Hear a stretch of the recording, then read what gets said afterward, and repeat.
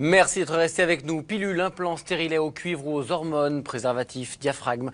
Il existe des dizaines de moyens de contraception différents et c'est pas si simple de s'y repérer et de choisir celui qui vous convient vraiment. Alors aujourd'hui dans La Docteure, nous allons vous aider à y voir plus clair et à mieux connaître les différents moyens de contraception. Oui, quelles sont les méthodes les plus fiables? Comment bien choisir la méthode qui nous convient?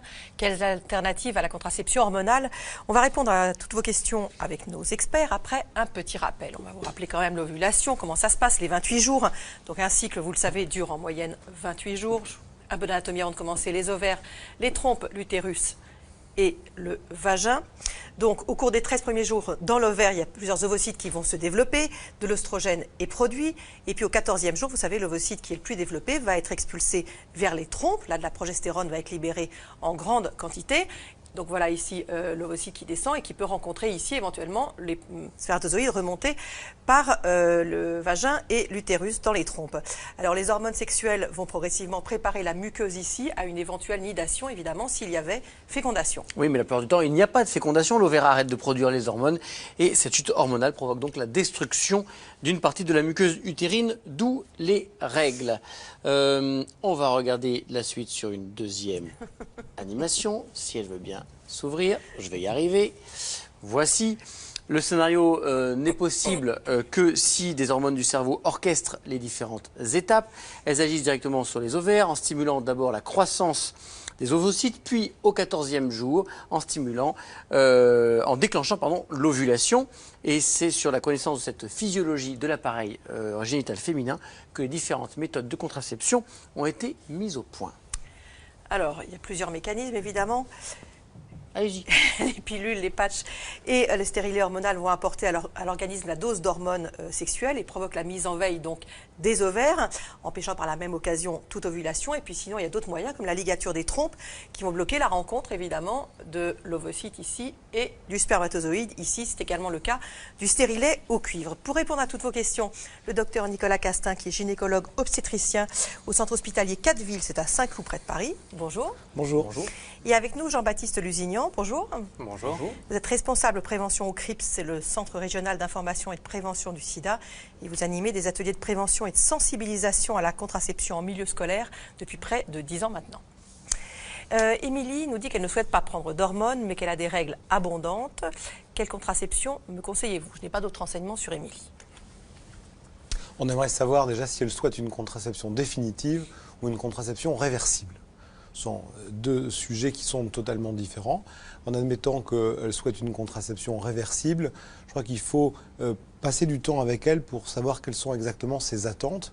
Est-ce que c'est une contraception qu'elle souhaite, je dirais, de courte durée ou plutôt de longue durée d'action? Parce qu'on a différentes alternatives aujourd'hui à la pilule, donc à la prise orale et quotidienne, qui peuvent être donc des alternatives intéressantes pour peu qu'on ait envie de reporter un projet de grossesse de quelques mois ou de quelques années. Mais avec des règles abondantes, on se dit en tout cas que de mettre un stérilet, c'est pas forcément une bonne idée.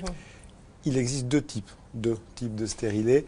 Stérilet au cuivre et puis le stérilet hormonal. Alors le stérilet au cuivre, évidemment, c'est le plus ancien des dispositifs intra-utérins que l'on connaît. C'est pour ça qu'on appelle ça dispositif intra-utérin. Et par un effet inflammatoire, il va permettre cette contraception. Du coup, on a souvent des règles qui sont spontanément plus longues et plus abondantes que sur un cycle naturel. Avec, au contraire, le stérilet aux hormones, on a un effet sur la muqueuse de l'utérus qui s'appelle l'endomètre et qui devient à ce moment-là très fin, atrophique, et du coup, la quantité de règles diminue en quantité et en fréquence, donc comme avec toutes les méthodes progestatives. Les deux stérilets, cuivre et hormonal, ont la même efficacité?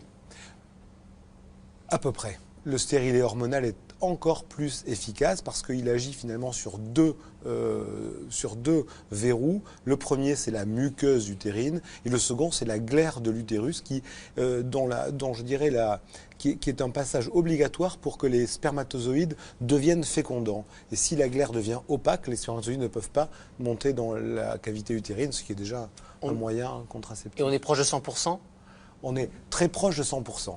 Vous voulez peut-être parler d'un sujet, la différence entre l'efficacité dans la vie réelle et l'efficacité en théorie. C'est vrai que toutes les méthodes de contraception, théoriquement, sont très efficaces, mais si elles sont appliquées d'une façon extrêmement précise. Certaines sont impossibles à reproduire sur le long cours, et peut-être que la prise hormonale quotidienne par voie orale, la pilule, est je dirais une mesure qui est difficile à tenir sur le temps. Le dispositif intra-utérin, l'implant sous-cutané sont des méthodes qui agissent toutes seules. Et du coup, elles ont une efficacité de 100% puisqu'elles sont indépendantes de notre action. Alors, pendant qu'on parle du stérilet, on va parler du stérilet chez la femme nullipare, parce que c'est toujours souvent un sujet qui revient. Pendant de nombreuses années, il a été déconseillé de poser un stérilet à des femmes n'ayant pas eu d'enfants.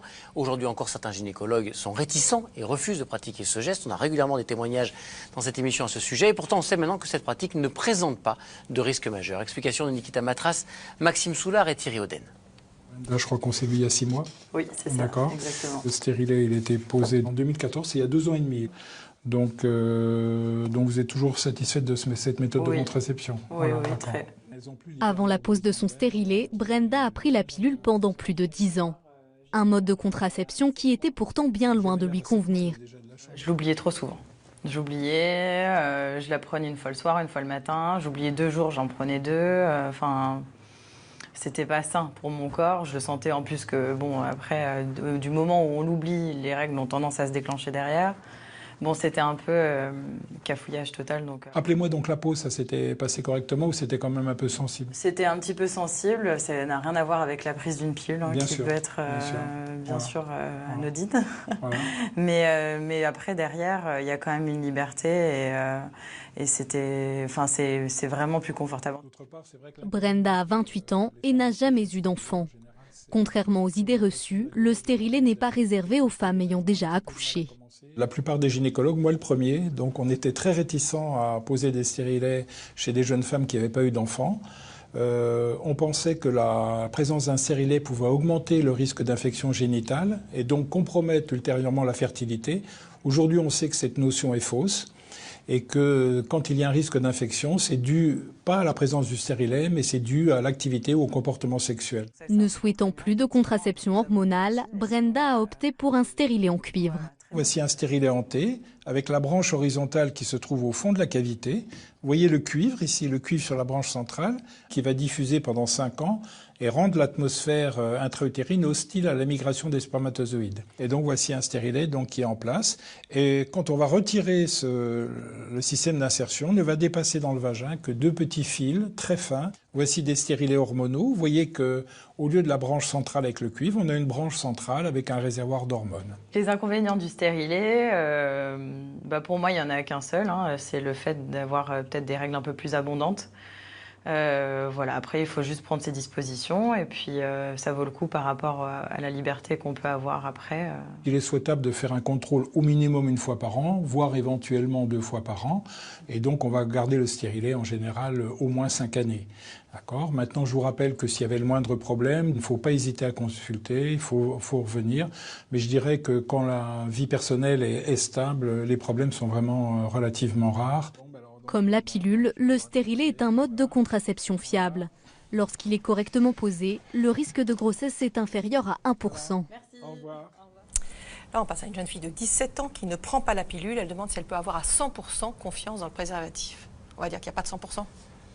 Il n'y a pas de 100%, mais globalement, elle peut avoir confiance. C'est un préservatif, voilà, c'est quelque chose qu'on connaît depuis même des siècles et qui fonctionne bien. En plus, on a 2 types de préservatifs différents, interne-externe ou masculin-féminin. Donc, il peut être porté par un homme, par une femme. On peut avoir confiance, c'est bien conçu. Il y a tout un tas de normes qui font en sorte qu'on peut vérifier que tout va bien. Il faut bien l'utiliser, et voilà. Le seul souci, c'est de bien l'utiliser. Donc l'idée, nous, ce qu'on dit souvent, c'est entraînez-vous. Il n'y a pas, Avant, à froid. Entraînez-vous à froid, avant, sans pression, tout seul, chez soi, dans sa chambre, tranquillement. Et comme ça, vous aurez l'habitude, vous saurez, et tout va bien se passer. Quelles sont les plus grandes erreurs, les erreurs les plus communes de manipulation? Alors, pour un préservatif masculin ou externe, c'est de le mettre à l'envers. Ça peut être gênant parce que du coup, le lubrifiant est du mauvais côté, et donc le préservatif va être sec, et ça peut endommager le préservatif avec les frottements. Ça, c'est un truc qui arrive assez souvent. Après, on l'entend parfois, on le déconseille beaucoup, mais ça peut être d'ouvrir avec des ciseaux, avec les dents, etc., qui peut abîmer le préservatif. Mais le plus gros problème, c'est vraiment la pose à l'envers. C'est pour ça que le préservatif féminin a des avantages. Mais qui est quand même toujours aussi peu utilisé en France. Il est peu utilisé, voilà. Il n'a pas pris en France. Ouais. Vous arrivez à convaincre, vous, dans vos ateliers de prévention, à convaincre des jeunes femmes d'utiliser... C'est vraiment des jeunes filles en plus. Oui, des jeunes filles. Alors, on en parle. Je dirais pas qu'on convainc, en plus, c'est pas trop notre rôle. propos. On essaye de pas convaincre, mais plutôt de donner le choix.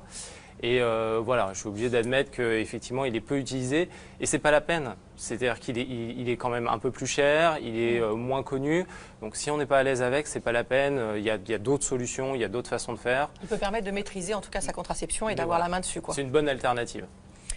Est-ce qu'il y a une contraception à la fois naturelle et efficace à 100%, genre la méthode du retrait, choses comme ça, Gino, là, tout ce qui a peuplé le monde. Ce qui a peuplé la France. C'est très efficace pour faire le petit troisième, oui. Il faut peut-être dire en 2 mots de quoi il s'agit, les méthodes naturelles. Ok. Alors peut-être, pour parler d'efficacité contraceptive, je dis souvent à mes patientes, regardez sur Internet, parce que c'est une bonne source d'information quand c'est un médium qui est maîtrisé, sur le site de l'OMS. L'OMS a fait une classification que l'on voit sous forme de pictogramme avec 4 étages, du moins efficace au plus efficace. Plus efficace, c'est la ligature des trompes, si on veut, ou l'équivalent chez l'homme, et les dispositifs intra-utérins et l'implant sous-cutané. Et puis le moins efficace, le premier étage de la fusée, ce sont les méthodes naturelles. Donc c'est l'OMS qui répond à votre question. Est-ce que ce sont des méthodes qui sont très efficaces pour éviter la survenue d'une grossesse non désirée ? La réponse est non. Si on n'a pas forcément envie tout de suite, si c'est pas grave, si on se retrouve enceinte, on peut utiliser ces méthodes, quoi. Mais s'il y a une contre-indication à avoir une grossesse, on n'utilise pas ces méthodes. Qui repose sur l'observation des glaires cervicales, et notamment. La température. Voilà, des glaires, de la maîtrise du cycle, qui est quelque chose d'extrêmement... Il faut déjà avoir des cycles parfaitement réglés pour pouvoir... Extrêmement variable, évidemment, voilà, chez les patientes. Mais je vous remercie de cette remarque. C'est un mode de discussion qu'on a souvent avec les patientes, une vraie question sur la contraception. Il faut poser la question suivante. Que se passerait-il dans votre vie si, demain, vous étiez enceinte ? Je démarre très souvent ma consultation de contraception de cette façon. De façon à arriver à bien comprendre quelle est la demande de la patiente, puisque finalement la meilleure méthode, c'est la méthode qui va avoir la meilleure satisfaction pour l'utilisatrice. Et pour ça, il faut déjà faire le point de savoir ce que les gens attendent. Qu'attendent les jeunes que vous rencontrez? C'est de ne pas tomber enceinte ou de ne pas contracter de maladies sexuellement transmissibles? Ou c'est les deux? Ou est-ce qu'il y a... Finalement, c'est pas aussi clair dans leur tête que ça. C'est souvent assez clair parce qu'on les rencontre assez jeunes, souvent avant 20 ans, et c'est plutôt de tomber enceinte, mais pas tout de suite. Donc c'est plutôt ça la question. Donc je dirais plutôt cette question bien avant les IST, toutes les infections, etc. qui vient après. Mais c'est plutôt comment je fais pour tomber enceinte et pour avoir un enfant, mais au bon moment. Comment je contrôle, comment je maîtrise, et parce que là je suis pas prêt ou je suis pas prête, parce que ça concerne aussi les garçons, et c'est leur grande inquiétude, c'est ça. Donc c'est un peu les deux, mais c'est surtout comment tomber, comment avoir un enfant au bon moment et pas trop tôt surtout. Et on rappelle que seul le préservatif protège des infections sexuellement transmises, évidemment qu'aucun autre moyen de contraception n'est protecteur. Nathalie demande quelle contraception est la mieux adaptée pour ma fille qui a 18 ans, sachant qu'elle a des règles irrégulières et douloureuses. La contraception hormonale, qui parfois est décriée, probablement d'une façon injuste, a cet avantage, c'est de pouvoir maîtriser le cycle. Lors de son invention, dans les années 50, lorsqu'on a compris qu'en donnant une contraception hormonale quotidienne, on pouvait bloquer le cycle, on obtenait un cycle sans règles. Et ça n'a pas été jugé à l'époque tout à fait acceptable par la société. Et du coup, on a inventé un système qui permettait, en prenant 3 semaines de pilule et 1 semaine d'arrêt, d'avoir des saignements artificiels. Je crois que ceux qui, aujourd'hui, on est en train de revenir sur ce dogme. Et choisir de pouvoir espacer les règles est un sujet extrêmement important, un bénéfice, je dirais, secondaire, positif, important de la contraception hormonale. Oui, parce que les règles ne restent pas à l'intérieur du corps et ne salissent pas, c'est ça là, toujours la peur des gens. C'est bien sûr une question fréquente, est-ce que les règles sont une nécessité physiologique? J'essaie d'expliquer que, par exemple, chez une femme enceinte, pendant 9 mois, il n'y a pas de règles, et pourtant, ce n'est pas un état de mal-être connu, et ça n'entraîne pas non plus une stérilité, puisque souvent l'absence de règles, c'est... Mais quand vous dites que c'est décrié à tort, il y a quand même malgré tout toujours, on admet toujours quand même qu'il y a un surrisque à prendre une pilule quand on est fumeur, hein. Fumeuse en l'occurrence pour des femmes. Ça existe toujours ça quand même, c'est pas une... C'est vrai que c'est un sujet complexe. Il y a plusieurs types de contraception hormonale. La contraception hormonale que l'on connaît, combinée, qui s'appelle œstroprogestatif, la pilule. Et puis la contraception hormonale qui ne contient que de la progestérone, comme on voit dans l'implant sous-cutané, dans le stérilet aux hormones dont on a parlé tout à l'heure, mais aussi dans une pilule standard qui se prend en continu, notamment dans les suites de couches, par exemple. Et cette pilule-là, hormonale, qui maîtrise le cycle de la même façon, n'a aucune contre-indication cardiovasculaire. Donc il y a pilule et pilule. Est-ce que les ados que vous rencontrez connaissent tous les moyens de contraception, ou alors, grosso modo, il y a le préservatif et la pilule, point barre? Il y a quelques années, ils connaissaient un peu la pilule. Et aujourd'hui, ils connaissent au moins l'implant, le stérilet ou dispositif intra-utérin et la pilule. Pour la plupart. Hein. L'implant. Oui, beaucoup. Alors, ils ne le nomment pas forcément comme ça. Ils vont dire un truc qui se met dans le bras. D'ailleurs, il peut y avoir des craintes. Parfois, ils pensent que c'est dans le muscle ou voilà. Donc, on les tranquillise là-dessus. Mais voilà, effectivement, effectivement, ça marche. Le fait de dire qu'il y a plusieurs méthodes et qu'il y a plusieurs préservatifs, plusieurs méthodes de contraception hormonale, non hormonale, etc. Ça marche. Et finalement... Ouais, les jeunes sont plutôt bien informés en fait. Plutôt, oui. Grâce à Internet, beaucoup, grâce aux bouche à oreille. Enfin, il y a des choses qui fonctionnent bien, qui ne fonctionnaient pas pareil il y a 10 ou 15 ans.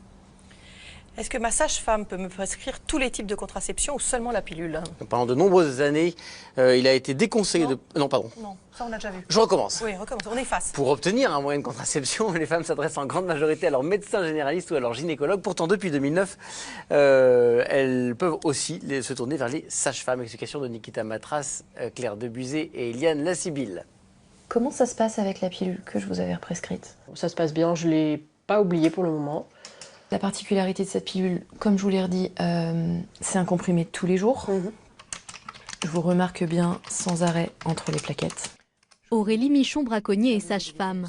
Depuis 2009, la loi l'autorise à prescrire une contraception à ses patientes, mais uniquement lorsque celles-ci sont en bonne santé. Quand une pathologie se présente, on a une obligation d'orienter ces patientes vers un médecin gynéco qui pourra les prendre en charge. J'entends par là des patientes qui auraient des soucis de santé avec des traitements particuliers. Laetitia souffre d'une légère hypertension. Elle a consulté un médecin généraliste qui n'a pas jugé nécessaire la mise en place d'un traitement médical. Si elle avait des pathologies plus présentes et qui nécessitent un traitement particulier, je l'orienterais chez un collègue gynécologue. Laetitia a été suivie par Aurélie tout au long de sa grossesse.